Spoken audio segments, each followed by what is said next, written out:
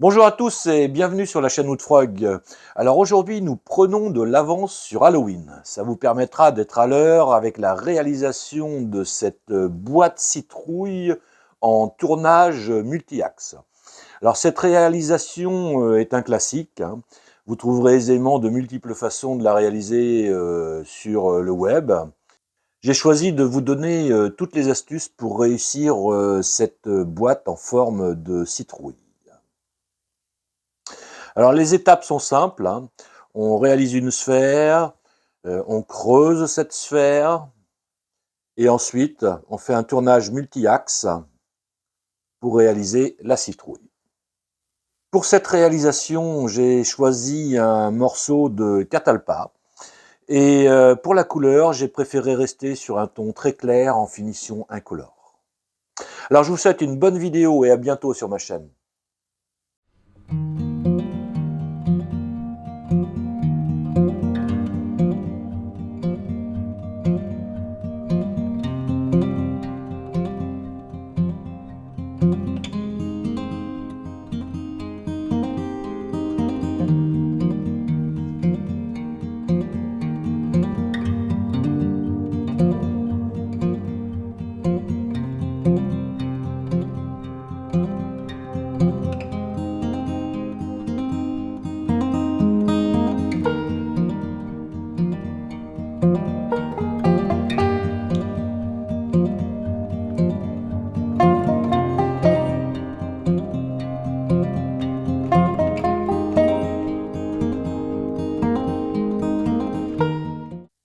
Donc, pour se faire une sphère, donc on prend le diamètre, ça fait 11, on multiplie par 0,42 et on obtient donc les repères de traçage. Donc 0,42 fois 11, ça fait 4,62. Donc 4,62 par rapport au centre, ça fait donc du 2,30 pour simplifier et du 4,60. Voilà. 2,30. 4,60. Voilà. Voilà. Donc on marque. Voilà, donc. Donc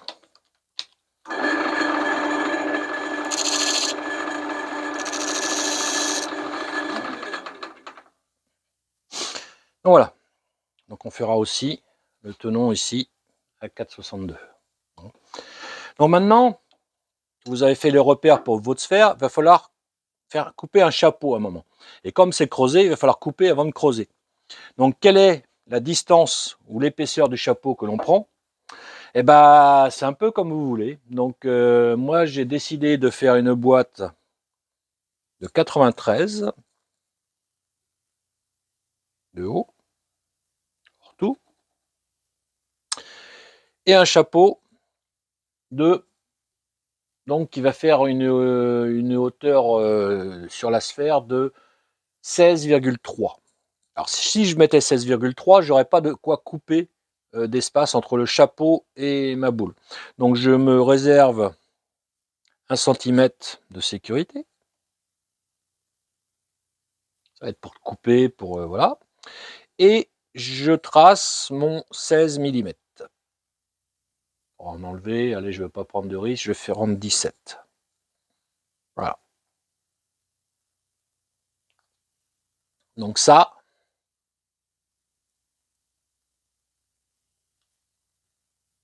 tracer tout ça.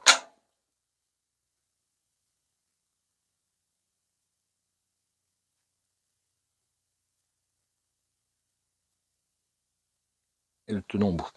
Donc le tenon,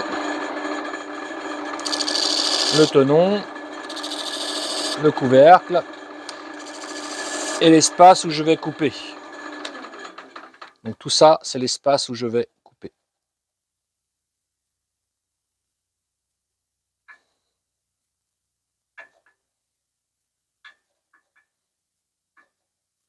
Voilà. Donc je me retrouverai avec le chapeau et la boîte.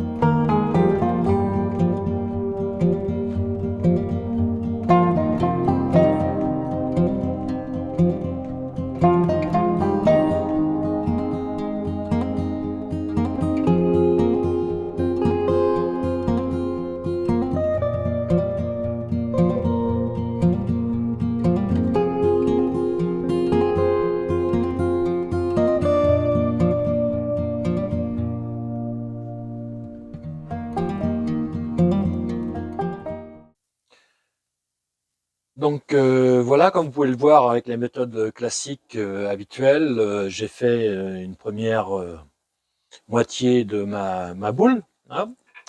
Donc l'autre côté est toujours un peu plus délicat, donc puisqu'on ne peut pas continuer la boule facilement. Donc je vais commencer par regarder où s'arrête, si vous voulez, si on prend ça de loin, on va regarder où s'arrête dans mon plan le diamètre maxi. Et donc pour le diamètre 11, j'arrive à 78. Donc tout ce qui est après la boîte, je sais que ça sera en dessous de 78. Donc je vais commencer donc là, en dessous le bout de la boîte là. Le chapeau, il dépasse pas 78. Donc je vais descendre tout ça à 78.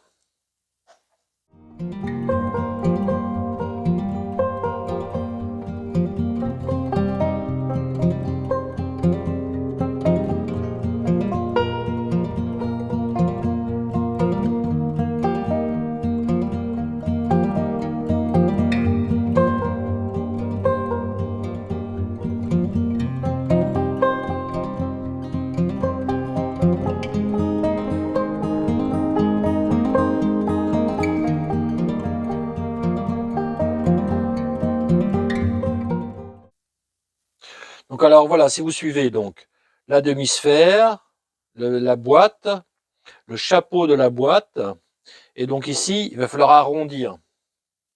Et donc c'est ce que j'utilise, là on peut plus faire vraiment de mathématiques, c'est vraiment pas facile. Donc je prends un gabarit que je découpe dans un calendrier, hein, dans n'importe quoi, hein. Vous pouvez coller un bout de papier sur un bout de bois ou ce que vous voulez. C'est plus facile à découper le carton. Et donc je vais m'aider de ce gabarit pour arrondir ma boîte. Voilà.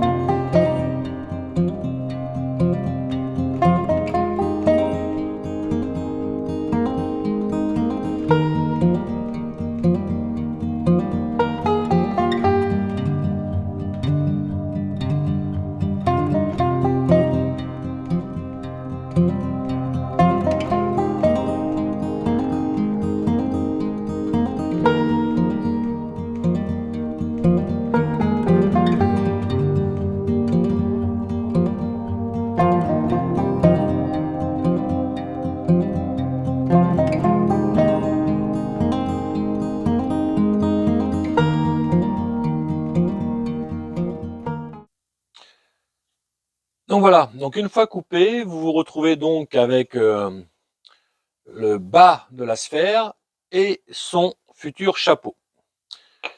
Donc vous voyez que vous avez des tenons pour pouvoir finir de travailler ça, pour pouvoir creuser la sphère, et un tenon qui va juste nous permettre de creuser l'intérieur du chapeau. Mais vous voyez que ce chapeau, je peux pas faire l'arrondi.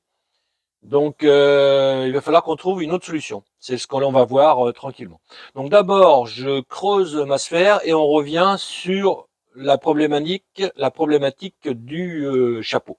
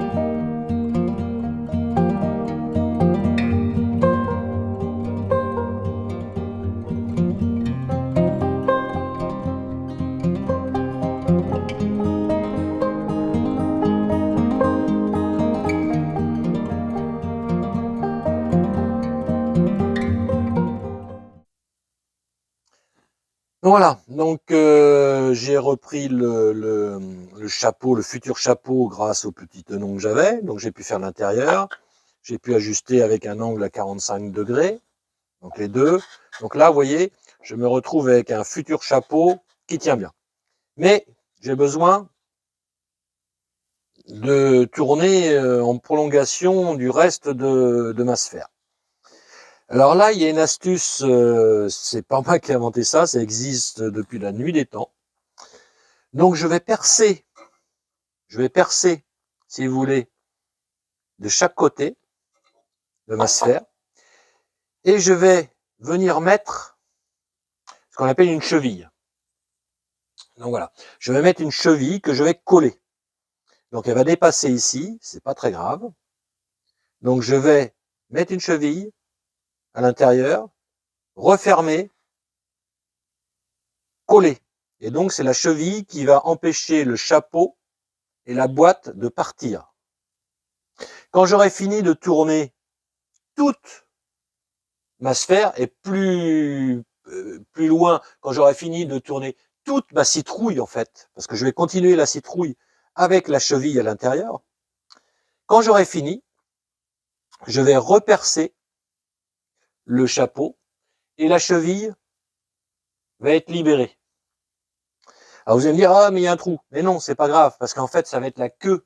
Je vais mettre la queue de la citrouille dessus. Alors ça peut être n'importe quoi, ça peut être un petit bouton pour fermer quand c'est une boîte sphérique uniquement. Ou... Donc, vous voyez, donc c'est une astuce classique, hein, donc c'est un grand classique du tournage, la mise d'une cheville à l'intérieur, et on l'enlève après avec un coup de fourré au bout. Donc je vous montre ça, c'est très simple, et après on aura fini notre sphère, elle sera prête pour la partie citrouille.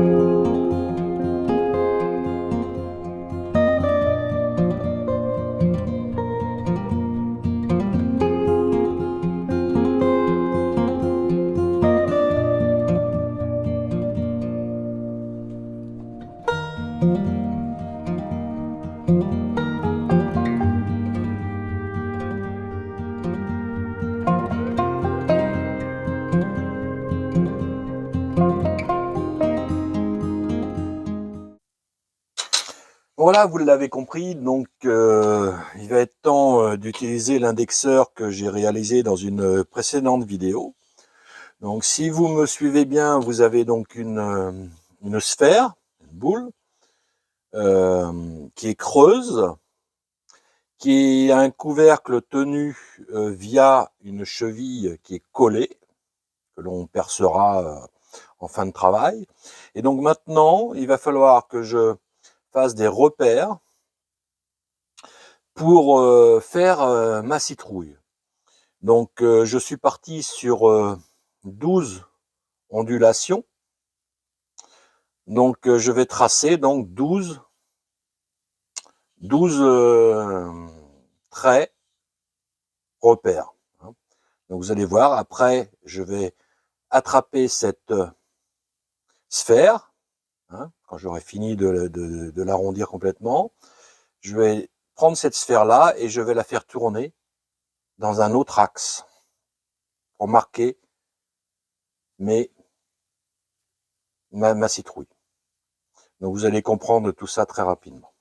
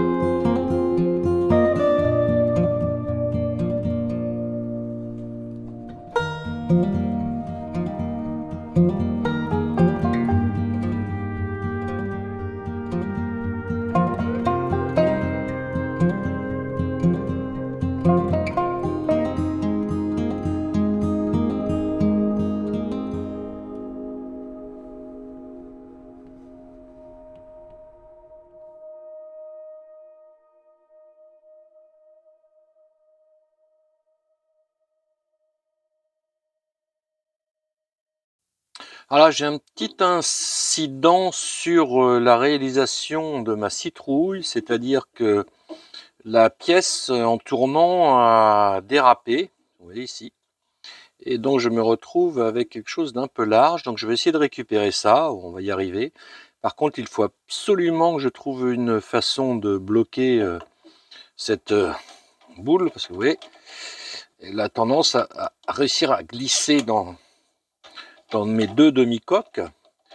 Donc ce que je vais faire, c'est que je vais prendre un film plastique ou tout ce qui pourrait ralentir un peu ce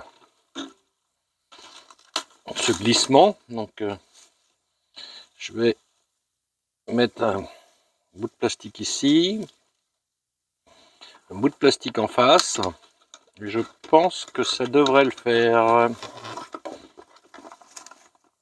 Voilà. Alors ça, si ça suffit.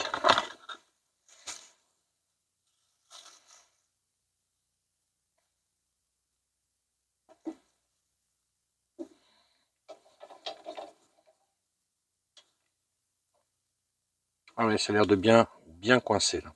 Donc je vais pouvoir reprendre ce dérapage là calmement.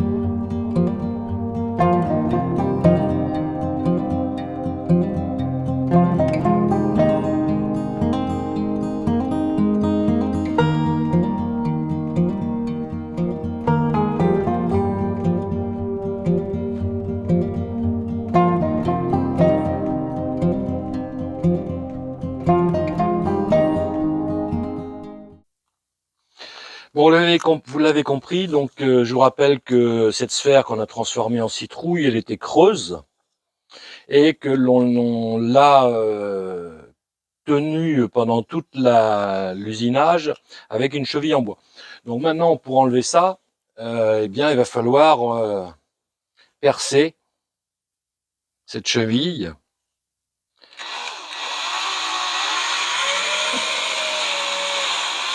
Donc là, après, il n'y a pas de retour en arrière, hein, donc vous l'avez compris, une fois que j'ai décroché ça, c'est fini. Hein. Donc je vais faire une petite marque quand même pour moi, pour savoir où est le chapeau. Je vais m'en souvenir. Parce que j'ai eu quelques petits éclats, sur le chapeau. Alors la matière, c'est du catalpa. Et c'est pas exceptionnel, ça a tendance à faire à sauter au niveau des angles. Donc je vais regarder comment je peux arranger ça, peut-être juste en arrondissant légèrement les angles du chapeau. Et ensuite, évidemment, je mettrai la queue de la citrouille pour boucher mon trou de forêt.